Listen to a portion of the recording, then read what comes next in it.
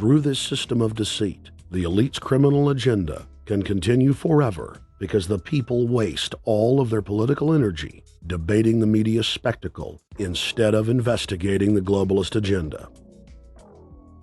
Number 10. It's Obama's job to sell the public on globalist policies that aren't in the people's best interest.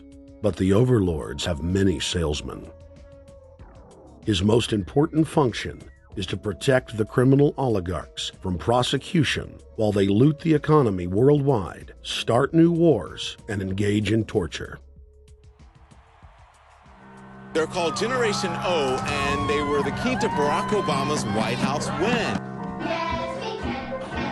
During the campaign, Barack Obama used the internet like no other candidate before him, harnessing the energy of millions of his supporters. But the question now is, what to do with this young, eager, energetic army?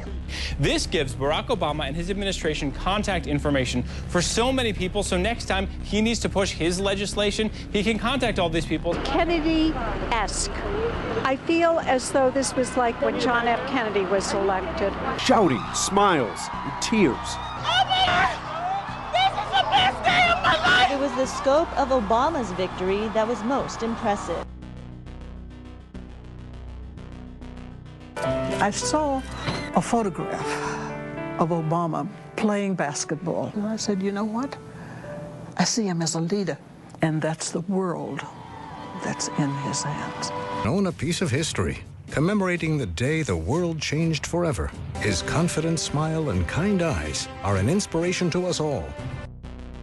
In summation, Barack Obama is a Madison Avenue created fad.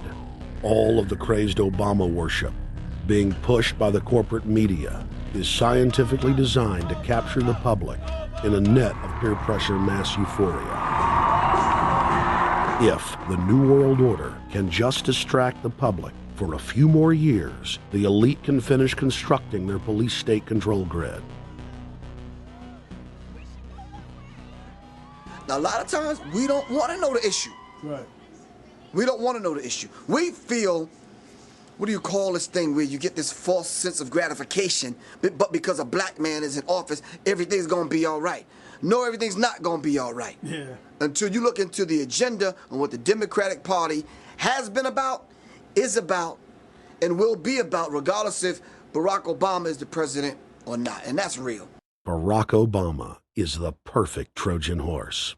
He makes the people feel like they finally have a place at the table, even as he betrays them. I won't have to worry about paying my mortgage. Oh, it's such a blessing to see you, Mr. President. Thank you for taking time out of your day. Never in my life would think that this would ever happen. Sadly, many Obama supporters can't see what's right in front of their faces because they've already invested their very identity in this artificially created cult movement. Throughout history, it has happened over and over again. People turn their intellect over to cult of personality mass movements, and it's happening again. The evidence presented in this film is documented fact, and those that ignore what history has taught us do so at the peril of us all. As frightening as the information in this film is, there are many things we can do to stop the globalist agenda dead in its tracks.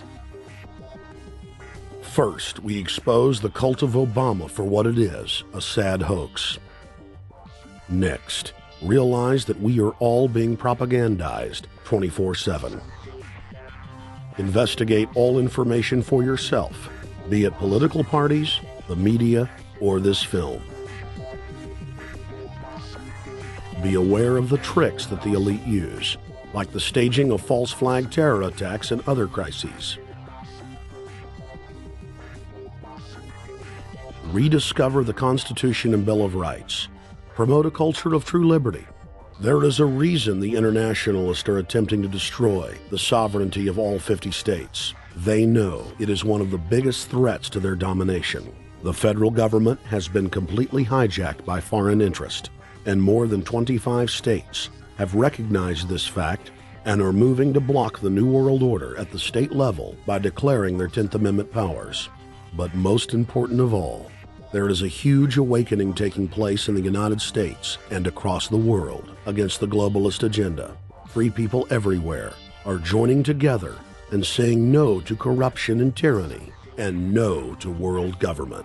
This is the center of endurance, and endurance is what wins wars. Not how many people you kill, but how long can you endure? George Washington lost almost every battle he had, but he endured. He out-endured the British, and that's how the battle was won, endurance.